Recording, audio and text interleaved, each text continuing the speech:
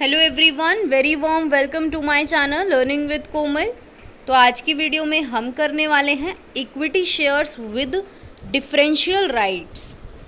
तो जैसा कि आप जानते होंगे, कैपिटल मार्केट जो हमारा चैप्टर है, इसी के ही टॉपिक्स हैं ये, जो हम अपने चैनल पर कॉन्टीन्यूसली वीडियोस अपलोड कर रहे हैं। डिस्क्रिप्शन बॉक्स ज़रूर चेक करें। वीडियो का डिस्क्रिप्शन बॉक्स में आपको एक प्लेलिस्ट लिंक मिलेगा, जहाँ पे क्लिक करके आप इन्वेस्टमेंट मैनेजमेंट की सारी वीडियोस वॉच कर पाएंगे according to your topic, right. और वीडियो को लाइक ज़रूर करें। आप लाइक में बहुत कंजूसी करते हैं, और प्लीज़ लाइक ज़रूर करें और शेयर ज़रूर करें अपने क्लास ग्रुप में भी वीडियो को। और चैनल को सब्सक्राइब नहीं किया है तो मेरी आपसे एक हम्बल रिक्वेस्ट रहेगी, चैनल को सब्सक्राइब ज़रूर कर लें, बेल आइकन को ज़रूर प्रेस कर लें, क्योंकि ऐसी ही वीडियोस हम अपने चैनल पर लाते हैं जो आपके लिए काफ़ी ज़्यादा हेल्पफुल होती हैं, स्पेशली इन एग्ज़ाम्स टाइम।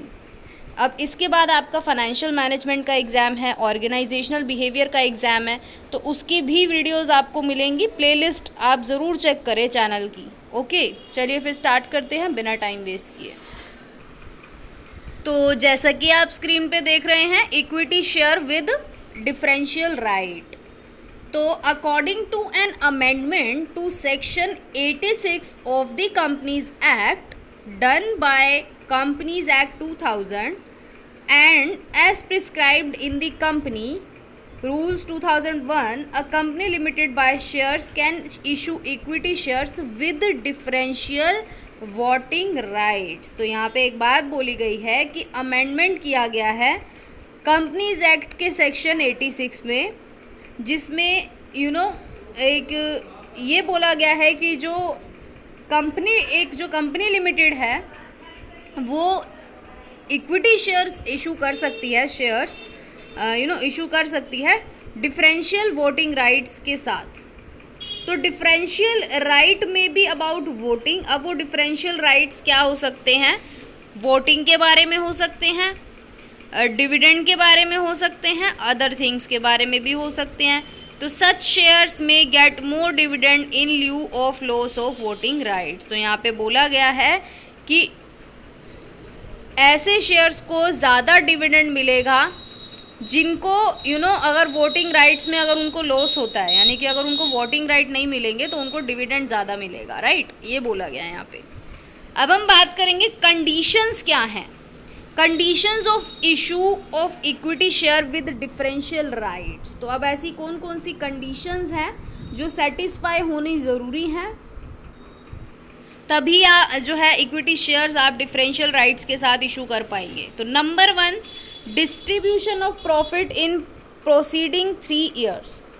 तो company should have distributed profits in the terms of section 2005 of the companies act for 3 financial year proceeding in the year which it is decided to issue such shares। तो यानी कि यहाँ पे बोला गया है कि जिस साल में वो इशू शेयर्स होने हैं, है ना, जो शेयर्स इशू होने हैं डिफरेंशियल राइट्स के साथ, उसके 3 साल पहले आपने डिस्ट्रीब्यूट किया होना चाहिए प्रॉफिट को 3 साल तक। और ये हमारा कंपनीज एक्ट सेक्शन 205 में आता है, राइट।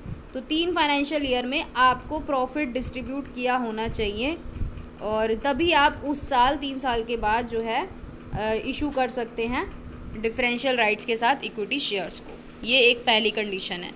दूसरी, no default in filing annual account and return, कि कोई डिफ़ॉल्ट नहीं होना चाहिए।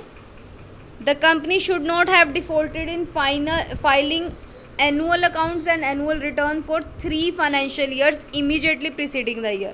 कि उस साल के 3 साल पहले जो है, पहले उस साल से जो पहले वाले 3 साल है प्रीसीडिंग जो है ईयर्स, उन 3 सालों में कंपनी ने कोई भी डिफ़ॉल्ट ना किया हो एनुअल अकाउंट और एनुअल रिटर्न को फाइल करने में। ठीक है, ये दूसरी कंडीशन है। पहली कंडीशन डिस्ट्रीब्यूशन ऑफ प्रॉफिट थी, दूसरी कंडीशन कोई डिफ़ॉल्ट नहीं होना चाहिए, तीसरी condition no failure in repayment. तो company should not have failed to repay its deposit और interest there on due date. तो अगर कंपनी ने पेमेंट नहीं करी कोई, है ना, तो कंपनी वो वाले शेयर्स जो हैं इशू नहीं कर सकती डिफरेंशियल राइट्स के साथ। तो कंपनी को ये कंडीशन सेटिस्फाई करनी होगी, कंपनी को रीपेमेंट करनी होगी जो भी इंटरेस्ट है वो इंटरेस्ट की पेमेंट हो, चाहे डिबेंचर्स रिडेम्पशन हो या डिविडेंड पेमेंट्स हो, तो ये कंपनी को पेमेंट करी होनी चाहिए सारी। ओके, अगर फेलियर होता है तो आप नहीं कर पाओगे equity shares with differential right issue, right.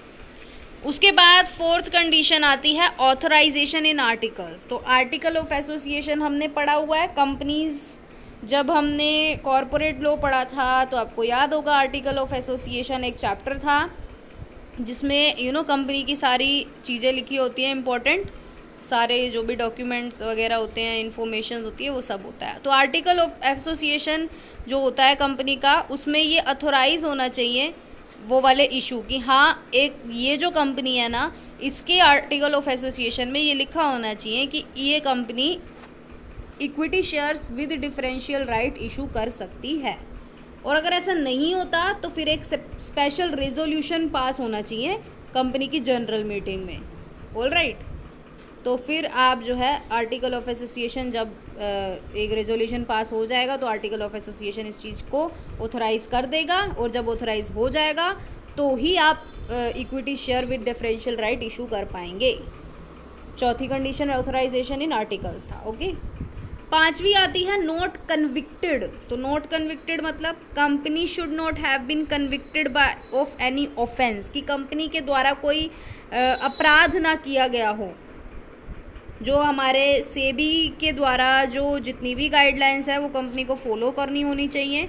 अगर कंपनी ने कोई ऐसी गाइडलाइन फॉलो नहीं करी या कोई ऑफेंस किया हुआ है तो company can not issue that kind of shares, right. Okay, six condition है इन्वेस्टर्स ग्रीवेंसेस। तो इन्वेस्टर ग्रीवेंसेस के बारे में क्या बोला गया है, the company should not have defaulted in meeting investors grievances. तो अब हमारे जो इन्वेस्टर होते हैं उनकी भी कुछ ग्रीवेंसेस होती हैं, कुछ प्रॉब्लम्स होती हैं, तो कंपनी को उनको सॉर्ट आउट करना होता है, ठीक है। अगर कंपनी ने कोई डिफ़ॉल्ट करा है कंपनी इन्वेस्टर की ग्रीवेंसेस को मीट करने में, मतलब उनकी कुछ प्रॉब्लम सॉल्व नहीं करी है, तो कंपनी को करनी चाहिए, उसके बाद ही कंपनी वो जो है इशू कर पाएगी शेयर्स। उसके बाद मैक्सिमम लिमिट ऑफ इशू। तो share with differential voting right should not exceed 25% of the total share capital issue.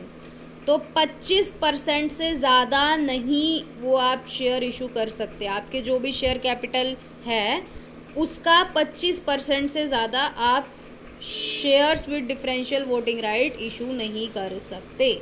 तो सिर्फ 25% तक ही आपको इजाज़त है कि आप टोटल जो भी कंपनी की शेयर कैपिटल है उसका 25% ही डिफरेंशियल वोटिंग राइट वाले शेयर आप इशू कर सकते हैं। उसके बाद नो कन्वर्जन।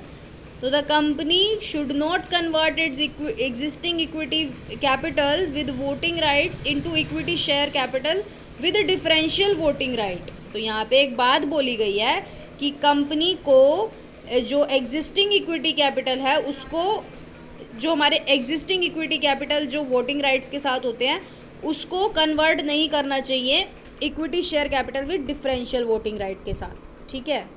तो कन्वर्जन भी मना ही है। अगर आप कन्वर्जन करते हो तो आप company can not issue equity share capital with differential voting right. Okay, उसके बाद right to bonus and right shares. तो a member of company holding equity share with differential right shall be entitled to get bonus share and right share. तो यहाँ पे एक बात बोली गई है कि कंपनी का कोई मेंबर है जिसके पास इक्विटी शेयर है विद डिफरेंशियल राइट्स, उनको बोनस शेयर भी मिलेगा और राइट शेयर भी मिलेगा। 10th पॉइंट आता है इंजॉयमेंट ऑफ अदर राइट्स।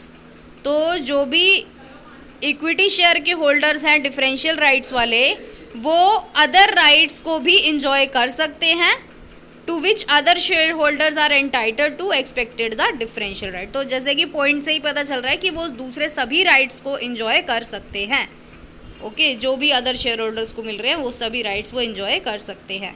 उसके बाद स्पेशल रेजोल्यूशन की बात बोली गई है। तो company has to obtain the approval of share holder. तो कंपनी को शेयर होल्डर का अप्रूवल लेना पड़ता है, जनरल मीटिंग में एक रेजोल्यूशन पास करना पड़ता है, जो कि हमारे सेक्शन 94 सबसेक्शन 1A में रिक्वायर्ड है और 94 सबसेक्शन 2 में रिक्वायर्ड है कंपनीज एक्ट के। ताकि जो है share capital for issuing new share को हम इंक्रीज़ कर सकें। तो एक स्पेशल रेजोल्यूशन भी पास होता है। उसके बाद पोस्टल बैलेट की बात कही गई है। पोस्टल बैलेट की बात की गई है तो अ लिस्टेड कंपनी में obtain the approval of share holder. जो लिस्टेड कंपनी है वो ऑब्टेन कर सकती है अप्रूवल्स शेयर होल्डर का पोस्टल बैलेट के द्वारा, instead of calling a general meeting. मतलब जनरल मीटिंग बुलाए बिना ही पोस्टल बैलेट के द्वारा भी अप्रूवल लिया जा सकता है। उसके बाद आता है एक्सप्लेनेटरी स्टेटमेंट। तो एक्सप्लेनेटरी स्टेटमेंट में क्या बोला गया है? The notice of the meeting at which a resolution is propose to be passed should be accompanied by an explanatory statement stating. तो यहाँ पे बोला गया है जो नोटिस है मीटिंग का जिसमें रेजोल्यूशन को प्रपोज किया जाना है वो पास किया जाना चाहिए एक एक्सप्लेनेटरी स्टेटमेंट के द्वारा, यानी कि ऐसा स्टेटमेंट जिसमें सारी एक्सप्लेनेशन गिवन हो और जो ये बोलता हो कि the rate of voting right which the equity share capital with differential voting right shall carry, कि जो भी रेट है वोटिंग राइट का वो भी उसमें लिखा होना चाहिए और स्केल और प्रपोर्शन जो भी उनका स्केल है या जो प्रपोर्शन है for which to which the right of such class और type of share will vary, तो ये भी लिखा होना चाहिए।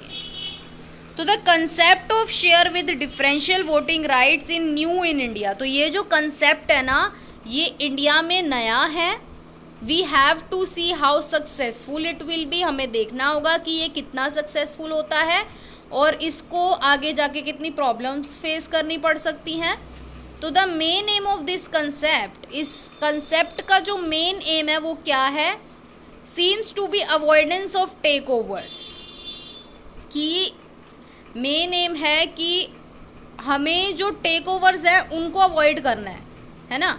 It may be benefit for those investor who are not interested in taking part in voting.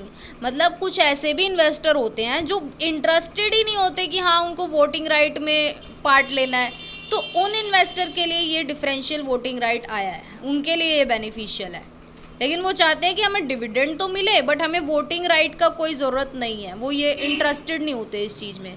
तो उन इन्वेस्टर के लिए ये जो है बेनिफिट है इसका। ओके, अनदर एस्पेक्ट है is that if a take over bid is made, अगर टेक ओवर बिड होती है तो the prices of share with voting right will appreciate. तो जो भी प्राइजेज हैं शेयर्स के जो वोटिंग राइट वाले हैं वो बढ़ेंगे, वो अप्रिशिएट होंगे, ठीक है, और जो नॉन वोटिंग शेयर है उनके नहीं होंगे। तो ये इसका दूसरा पहलू है। आई होप गाइज आज की वीडियो आपके लिए हेल्पफुल रहेगी और वीडियो को लाइक ज़रूर करें, शेयर ज़रूर करें, कमेंट ज़रूर करें, शेयर ज़रूर करें अपने क्लास ग्रुप में भी। इस चैनल को सब्सक्राइब ज़रूर करें। डिस्क्रिप्शन बॉक्स में प्लेलिस्ट का लिंक ज़रूर चेक करें। Thank you so much.